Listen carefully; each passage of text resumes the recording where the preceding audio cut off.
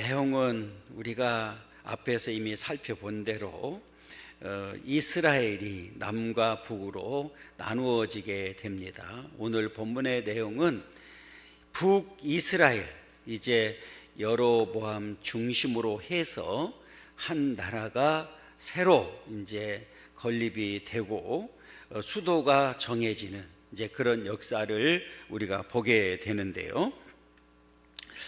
오늘 이 본문을 잘 보면 여로보암이 자신의 정치적 입지를 강화하고 그 다음에 이 백성들의 마음을 하나로 묶기 위해서 다시 말하면 자기 자신만을 위해서 정치를 해나가는 이 종교 정책을 써나가는 그런 모습을 이제 우리에게 보여주고 있는데요. 오늘 본문에 보면 세겜과 분이엘이라고 하는 단어가 등장하게 됩니다. 그 세겜과 분이엘을 건축했다고 이렇게 되어 있는데 이미 창세기에 보면 이 세겜과 분이엘이 이제 등장을 하게 됩니다. 이 세겜은 우리가 잘 아는 대로 아브라함이 정착했던 곳입니다. 그래서 나중에 보면 그 세겜은 정치와 종교의 중심지가 되고 분이엘은 군사적 요충지였었는데요. 이미 있었던 성을 새로 건축한 게 아니라 우리가 보수했다고 보는 게 더 정확합니다. 그러니까 있었던 성읍을 보수해서 이제 이 세겜을 북이스라엘의 수도로 삼고 이 분이엘은 애곽성을 말하는데요.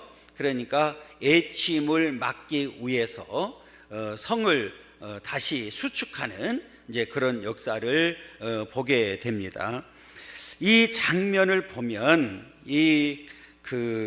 여로보암 왕이 이제 그 왕으로서 수도를 만들고 그 다음에 애곽을 이제 수축함으로 인해서 이 나라를 든든하게 세워 가려고 하는 이 마음을 보게 되는데 여기서 우리가 생각해야 될 부분은 여로보암이 그렇게 자기 자신의 안위를 위하고 또 백성들의 마음을 하나로 묶기 위해서 이렇게 종교 정책을 이제 쓰면서 이 나라를 세워나가는 모습을 보게 되는데 여기에는 자기 중심적이었습니다. 그러니까 이 말은 하나님과 전혀 관계없는 정책을 펴옴으로 인해서 결과적으로 보면 이 나라가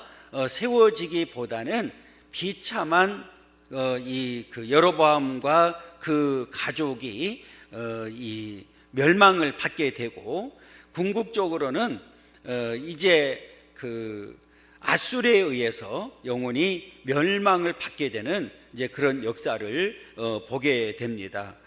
우리가 이 사람이 아무리 많은 계획을 세운다 할지라도 하나님이 허락하지 아니하면 아무것도 아니라는 사실을 오늘 말씀을 통해서도 다시 한번 깨닫게 해주는 이제 그런 말씀이다 이렇게 보면 되고요. 이 한 나라의 지도자를 잘 세우는 일이 얼마나 중요한지를 보여주고 있습니다. 아니 한 나라뿐만 아니라 우리가 한 가정, 우리 작게 되면 우리 교회, 또 나가서는 나라, 우리 또 더 나가 또 작게는 또 시 이런 우리 이 지도자의 한 사람에 의해서 이 결과가 달라진다는 사실을 우리에게 분명하게 가르쳐주고 있습니다. 그래서 오늘 이 본문도 여로보암이 철저하게 하나님을 배척하고 하나님 중심이 아닌 자기 중심적으로 나라를 세워가고 있고 종교 정책을 이제 세워나가는 모습을 우리에게 보여주고 있습니다. 자, 그래서 이제 26절과 27절에 보면 그의 마음에 스스로 이르기를 그랬어요. 이제 그의 마음에 여로보암의 마음이죠. 여로보암의 마음인데 앞에 말씀드렸던 대로 우리가 이제 이스라엘이라고 하는 나라는 선민이잖아요. 그러면 이제 하나님 중심으로 살아야 되고 무엇을 하든지 하나님의 뜻을 구하는 자들이 되어야 되는데 여기에는 처음부터 이제 나라가 세워져서 이제 수도가 세워지고 성이 건축되는 그런 과정을 통해서도 그렇고 나라를 세워가는 데 있어서도 오늘 이 왕 마음에 이 스스로 이르기를 나라가 이제 다윗의 집으로 돌아가리로다 이렇게 얘기를 합니다. 이 말은 무슨 말이냐면 이제 우리가 잘 아는 대로 이스라엘은 그동안의 수도가 예루살렘이었잖아요. 그러니까 예루살렘의 성전이 건축이 되어서 그 예루살렘에서 이 제사를 지내고 하나님을 경배하는 일이 생겼는데 이제 만약에 지금 그냥 우리가 그 방치를 한다고 하면 이 백성들이 이 북이스라엘의 백성들이 남쪽 유다에 있는 그 예루살렘에 가서 하나님을 섬기고 절기를 지키다 보면 자연스럽게 다윗에게로 갈 거 아니냐 이 마음에 그런 생각을 갖는 거예요. 그러니까 이게 이제 내가 한 나라의 왕이 되었지만 만약에 이 백성들이 지금 돌아서서 다윗에게로 간다고 하면 이런 생각을 한 거죠. 그러니까 그 마음에 불안을 느낀 겁니다. 그러니까 이 나라가 세워지면서 처음부터 백성들의 마음이 다윗에게로 돌아가고 다윗에게로 간다고 하면 결과적으로는 이게 나라가 나라로서의 기능을 할 수가 없고 결국은 르호보암에게로 가게 될 거 아니냐 이제 이런 생각을 하게 된 거예요. 그러니까 이 얘기는 자기 중심적으로 나라를 세우고 종교 정책을 세우고 있지만 여전히 그 마음속에는 불안함이 있었다는 사실을 우리에게 자연스럽게 보여주는 그런 내용인데 27절을 보면 더 확실합니다. 자, 27절을 보면 만일 이 백성이 예루살렘에 있는 여호와의 성전에 제사를 드리고자 하여 올라가면 이 백성의 마음이 유다 왕 된 그들의 주 르호보암에게로 돌아가서 나를 죽이고 유다의 왕 르호보암에게로 돌아가리로도 하고 그랬어요. 그러니까 지금 이게 그냥 지금 그 나라가 이제 북이스라엘 10지파를 중심으로 해서 나라가 세워졌고 내가 왕이 되었고 이제 세겜에 이제 수도를 정하고 그 예침을 막기 위해서 분회를 건축하는 일이 있었지만 지금 그냥 놔두면 그들을 그냥 놔두고 만약에 하나님께 제사를 드리기 위해서 계속해서 예루살렘으로 절기를 지키게 놔둔다고 하면 그들은 반드시 마음이 돌아설 거고 나를 배반하고 나를 죽이고 오히려 르호보암으로 가서 그들이 르호보암을 섬기게 될 거다. 그러니까 이게 이 나라를 세우면서도 얼마나 이제 불안한 상태에 있는지를 이제 보여주고 있는 그런 장면이거든요. 그래서 이제 이 여로보암이 하나의 그 꾀를 내죠. 정책을 세웁니다. 이거는 종교 정책이라고 이렇게 말을 하게 되는데 이에 계획하고 그랬어요. 이 계획합니다. 이제 그러니까 이 불안한 마음을 제거하고 백성들의 마음을 하나로 묶는 방법이 뭘까 생각하다가 이 그 예루살렘에 있는 성전을 본따고 예루살렘에서 지키는 절기를 본따서 지금 그들을 더 이상 예루살렘에 가지 아니하고 이 북이스라엘에 남아 있으면서 그 여호와를 섬기게 만드는 방법이 뭘까 계획했다 그 말이거든요. 그러니까 이 말은 앞에 말씀드렸던 대로 정상적인 하나님의 사람이라고 하면 지금 이 상황이라고 하면 뭐 해야 돼요? 하나님 앞에 구하고 하나님 앞에 하나님의 뜻을 구하는 왕이 돼야 되잖아요. 그리고 하나님의 뜻에 맞게 정책을 세워야 되는데, 하나님 중심으로 나라를 세워가야 되는데, 하나님은 완전히 지금 배제된 상태, 하나님의 뜻과는 전혀 상관없는 정책을 계획하고 있다, 그 말이거든요. 그러면 이 길은 처음에는 성공하는 것이 보여지지만 반드시 뭐 하는 길이에요? 망하는 길이라는 사실을 오늘 말씀을 통해서도 분명하게 가르쳐주고 있습니다. 그렇기 때문에 오늘 저와 여러분들도 마찬가지죠. 이 땅에 사는 동안에 이제 저와 여러분들은 하나님께로부터 선택을 받은 백성입니다. 이제 하나님의 백성이 되었고 하나님의 자녀가 되었습니다. 그렇다고 하면 이제 저와 여러분들의 삶의 방향은 온전히 하나님을 향한 방향이 되어야 되고, 하나님이 중심이 되어야 되고, 말씀이 중심이 되어야 된다, 그 말이에요. 그러면 우리의 이렇게 하나님 중심이 되고 말씀이 중심이 된다는 얘기는 하나님의 뜻을 구하는 자들이 되어야 되죠. 그러니까 어떤 일을 만나든지 우리는 누구의 뜻을 세워야 돼요? 하나님의 뜻을 받아들이고 뜻대로 우리는 계획을 세워야 되는데, 오늘 이 여로보암은 자기 마음에 스스로 생각한 계획을 세우는 거예요. 계획하는데 어떤 계획을 세우느냐? 두 금송아지를 만들었다. 왜 하필이면 금송아지일까요? 왜 하필이면 금송아지일까? 이게 이제 궁금하잖아요. 우리가 이스라엘 백성들이 출애굽해서 광야를 오는 중에 광야에서 아론이 만든 게 뭡니까? 금송아지죠.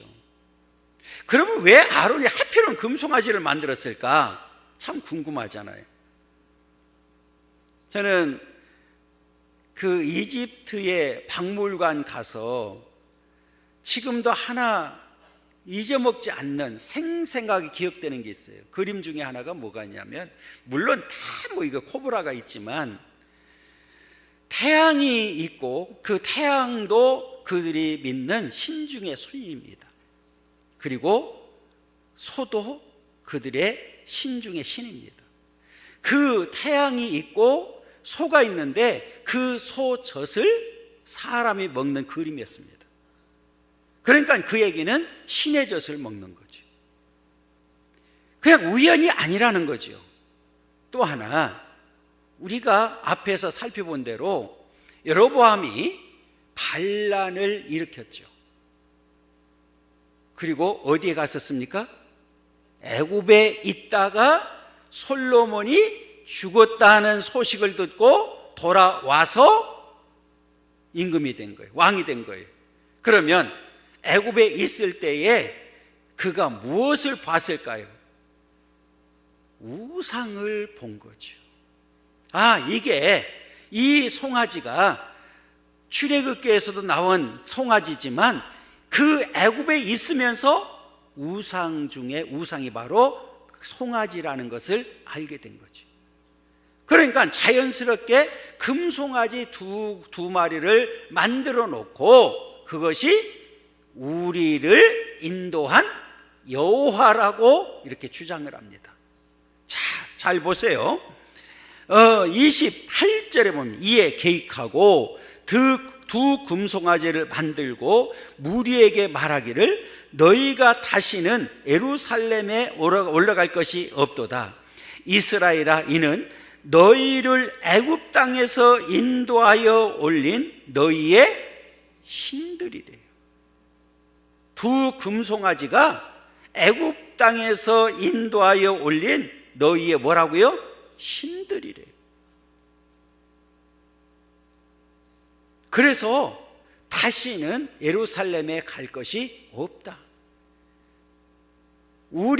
너희들을 애굽에서 인도해낸 신이 여기 있는데 왜 우리가 예루살렘에 가느냐? 이제 이 말이잖아요. 그러니까 앞에 우리가 잘 봐야 될 게 뭐냐면 이에 계획하고 그랬어요.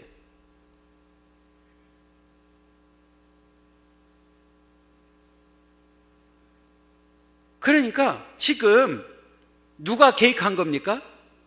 여로보암이 계획한 거예요. 왜 계획했느냐? 마음이 불안했던 거예요. 그래서 우리가 27절 중반절에 보면 이 여호와의 성전에 제사를 드리고자 하여 올라가면 이 백성의 마음이 유다 왕 된 그들의 주 르호보암에게로 돌아가서 나를 죽이고 그랬어요. 그러니까 불안한 거예요. 그래서 더 이상 그것을 방지하기 위해서 계획을 세웠는데 금송아지를 만들어 놓고 애굽에서부터 우리를 인도하여 올린 신이라고 주장하는 겁니다. 29절에 보면 이 하나는 베델에 두고 하나는 단에 둔지라 이렇게 얘기합니다. 베델에 두고 하나는 단에, 여기가 그들에게는 성지라고 이렇게 불리는 곳이죠. 여러분, 이렇게 이제 이 여로보암이라고 하는 이 왕이 하나님을 떠나서 철저하게 이제 자기 중심적으로 계획을 세워서 두 금송아지를 만들어 놓고 우리들을 인도하여 낸 이 신이라고 주장합니다. 그리고 이제는 베델과 단에 놓고 예루살렘에 올라가지 말고 절기 때마다 이제는 뭐해요? 여기에 와서 제사해라. 그리고 본인이 오늘 33절에 보면 본인이 본을 보입니다. 가서 왕이 분향을 해요. 그러니까 이 얘기는 내가 이렇게 신을 섬기는 것을 봤지 않느냐? 그러니까 너희들도 나를 본받아서 신을 섬겨라. 이제 이런 내용이거든요. 여러분, 우리가 인간적으로 볼 때는 뭐 이게 그들을 생각대로 한다고 그러면 자기들 생각에는 완벽하다고 생각할 수 있겠죠. 그 뒤에 보면 제사장도 세우고요, 짝퉁 절기도 만들어요. 그런데 제사장을 세울 때 레위 지파에 속한 사람들을 제사장으로 세우지 아니하고 일반 백성들 가운데 제사장을 세우는데 오늘 뇌물을 받고 제사장을 세웁니다. 그러니까 처음에는 레위 지파에 소속되어 있는 그 제사장들이 반개를 들죠. 그래서 안 받아들이니까 그 제사장들이 나중에 어디로 가냐면 예루살렘으로 다 돌아오는 역사를 보게 됩니다. 자, 우리 제사장을 어떻게 세웠는지 한번 볼 텐데, 역대하 11장 13절 15절입니다. 670쪽입니다. 670쪽 역대하 11장 13절부터 15절까지 읽어보도록 하겠습니다. 13절부터 읽겠습니다. 온 이스라엘의 제사장들과 레위 사람들이 그들의 모든 지방에서부터 르호보암에게로 돌아오되, 레위 사람들이 자기들의 마을들과 산업을 떠나 유다와 예루살렘에 이르렀으니, 이는 여로보암과 그의 아들들이 그들을 해임하여 여호와께 제사장의 직분을 행하지 못하게 하고, 여로보암이 여러 산당과 숫염소 우상과 자기가 만든 송아지 우상을 위하여 친히 제사장들을 세움이라. 진짜를 다 해임해버리고 가짜를 세워버렸습니다. 그런데 그 가짜를 세우는데 그냥 세웠느냐? 자, 역대하 13장 9절입니다. 13장 9절 673쪽입니다. 13장 1절 한번 읽겠습니다. 9절입니다. 9절 시작. 너희가 아론 자손인 여호와의 제사장들과 레위 제사람들을 쫓아내고 이방 백성들의 풍속을 따라 제사장을 삼지 아니하였느냐? 누구를 막론하고 어린 수송아지 한 마리와 순양 7마리를 끌고 와서 장립을 받고자 하는 자마다 허무한 신들의 제사장이 될 수 있도다. 뇌물을 가지고 오면 누가 됐든지 장립을 받고자 하는 자마다 허무한 신들의 제사장이 될 수 있도다. 이렇게 짝퉁 제사장을 세우게 됩니다. 그리고 짝퉁 절기까지 만들어서 이제 이 우상을 섬기게 만듭니다. 그런데 여러분, 오늘 본문에 보면 그 사실에 대해서 한마디로 말씀하셨어요. 그게 30절입니다. 여러분 30절 한번 보세요. 이 일이 뭐가 되었어요? 죄가 되었다는 거예요. 그러니까 이 여로보암은 처음부터 하나님 앞에 뭐를 한 사람이에요? 죄를 지었고 계속해서 죄 짓다가 결국은 비참한 종말을 맞이하게 됩니다. 여러분, 내 생각과 내 뜻대로 철저하게 계획을 세우고 하는 일이 얼마나 헛되고 허무한지를 우리에게 보여주고 있고, 오히려 그 사실이 오히려 하나님 앞에서 뭐가 됐어요? 죄가 되었어요. 이는 백성들이 단까지 가서 그 하나에게 경배함이더라. 31절에 보면 그가 또 산당들을 짓고 레위 자손 아닌 보통 백성으로 제사장을 삼고 우리가 이미 앞에 읽어봤잖아요. 그렇죠? 보통 백성으로 제사장을 삼고, 그러니까 이 하나님의 뜻과는 전혀 상관없는 일을 지금 하고 있는 겁니다. 그 다음에 32절은 앞에 그랬잖아요. 제가 짝퉁절기, 짝퉁절기, 8째 달 곧 그 달 15째 날로 절기를 정하여 유다의 절기와 비슷하게 하고, 짝퉁 제사장, 짝퉁 절기를 만들어 놓고, 짝퉁도 아니지. 이 우상은 이 짝퉁이라고 할 수도 없네. 제단에 올라가되 베델에서 그가 쟁하여 그가 만든 송아지에게 제사를 드렸으며 그가 지은 산당의 제사장을 베델에서 세웠더라 그랬어요. 그러니까 여러분 잘 보시게 되면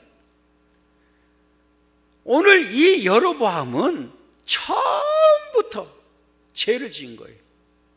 완전히 짝퉁 비슷하게 만들어 놓은 거예요. 그런데 놀라운 사실은 거기에 백성들이 다 따라갔다는 거예요. 여러분, 이 길은 반드시 뭐 하는 길이에요? 망하는 길입니다. 자, 여로보암과 그 가족이 어떤 결말을 가졌는지 먼저 찾아보고 말씀드리겠습니다. 열왕기상 14장 10절부터 11절까지 539쪽입니다.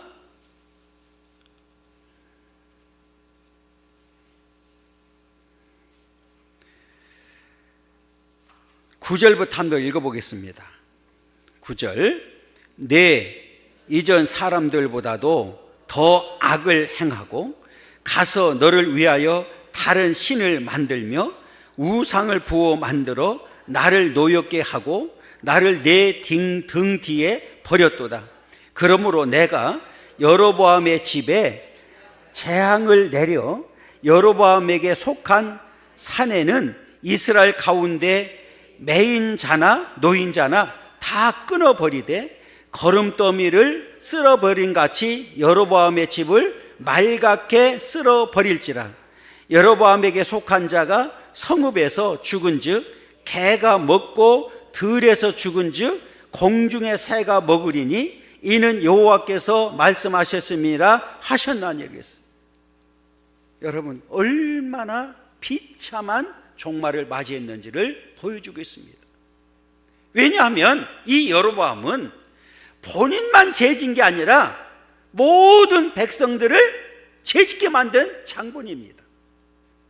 이 한 사람의 잘못이 나라를 완전히 망하게 만든 거예요. 본인만 망한 게 아니라 모든 백성들을, 아니 나라 전체를 망하게 만들었어요. 앞에 말씀드렸던 대로 오늘 여로보암과 그 가족뿐만 아니라 나라가 아수르에 의해서 영원히 멸망을 받게 됩니다. 여러분, 우리가 이 땅에 사는 동안에 이렇게 믿음을 선물로 받고 하나님 앞에 믿음을 지키고 끝까지 믿음으로 사는 삶이 얼마나 중요한지를 보여주고 있는 거예요. 그러니까 여러분, 하나님의 교회에서는 말씀 그대로 우리는 행해야 됩니다. 이 말은 무슨 말이냐면, 이 말씀은 타협하면 됩니까? 안 됩니까? 안 된다는 거예요. 오늘 어떤 경우라도 비슷하게 하면 안 돼요. 여러분, 성경은 하나님의 살아있는 생명의 말씀입니다. 절대로 우리는 타협의 대상이 안 됩니다. 그러니까 성경대로 예면 예고 아니면 아니요를 분명히 하는 자들이 되어야 된다는 거죠. 여러분, 끝까지 오늘 이 말씀을 잘 붙들고 말씀에 절대 순종해서 사는 삶이 저와 여러분들에게 복된 삶이 된다는 사실을 분명하게 기억하기를 바랍니다.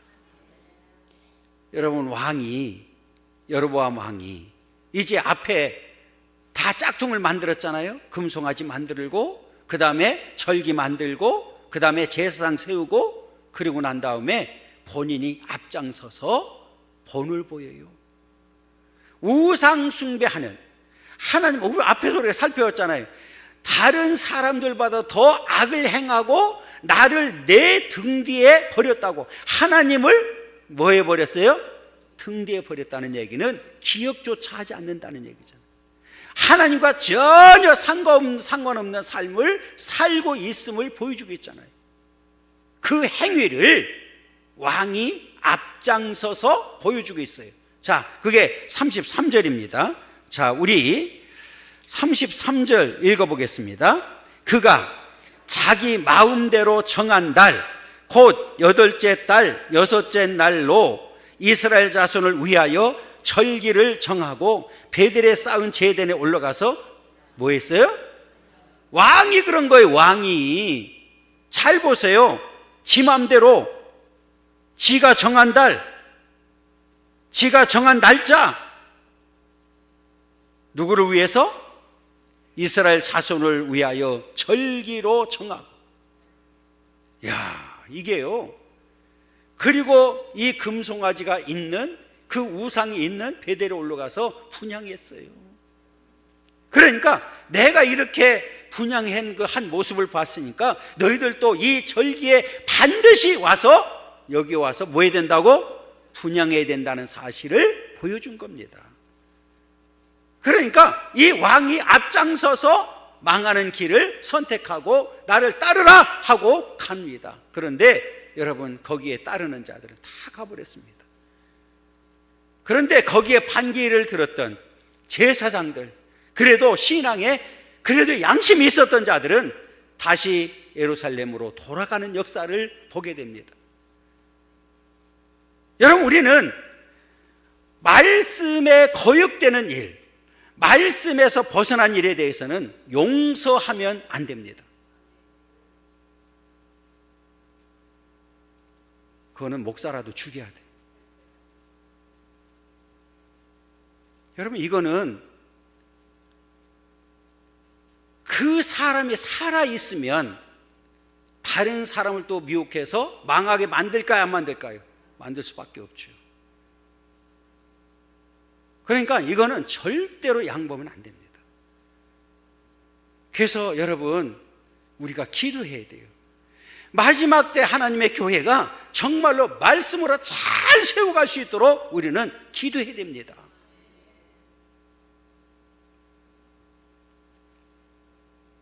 요즘 신학교에서 나는 뭐를 가르치는지 이해가 안 돼요. 어느 때는 이게 신앙인지 신학인지, 저는 항상 강조하는 게 있습니다. 신학이 먼저 아닙니다. 신앙이 먼저입니다. 인격적으로 하나님을 만나고 내가 만나서 정말 소명이 있는 사람이 하나님 앞에 신학을 해야 그 사람이 하나님 앞에 끝까지 그 사명을 감당할 수가 있지.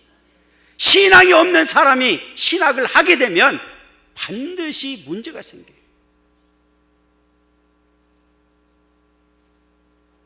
여러분, 우리는 신앙으로 다시 하나님 앞에 바로 서야 됩니다. 그러기 위해서 우리는 성경으로 돌아가야 된다고 하는 이유가 바로 여기 있는 것. 우리는 다른 거 없습니다. 여러분, 이제는 저와 여러분들이 성경의 약속대로 말씀을 읽고 듣고 지키는 자가 복된 자인 줄 믿습니다. 여러분, 우리 성경을 읽어야 됩니다. 성경을 잘 분별해서 들어야 됩니다. 그리고 그 말씀대로 우리는 행하는 자들이 되어야 됩니다. 그러면 하나님께서 저와 여러분들의 삶을 주관하시고 승리하도록 역사하실 줄 믿습니다. 여러분, 한 주간도 저와 여러분들은 이제 바른 말씀을 들었고 바른 말씀을 우리가 붙들고 또 한 주간을 살아가게 될 텐데, 오늘 말씀을 붙들고 말씀을 의지해서 승리하는 삶이 되기를 간절히 소망합니다. 그리고 우리가 다음 주에 다시 만날 때 정말 기쁨으로 만나서 하나님 은혜로 하나님 앞에 또 예배드리고 그 예배를 통해서 하나님 영광 돌려드리고 우리가 하나님 앞에 승리하는 삶을 보여줄 수 있기를 간절히 소망합니다.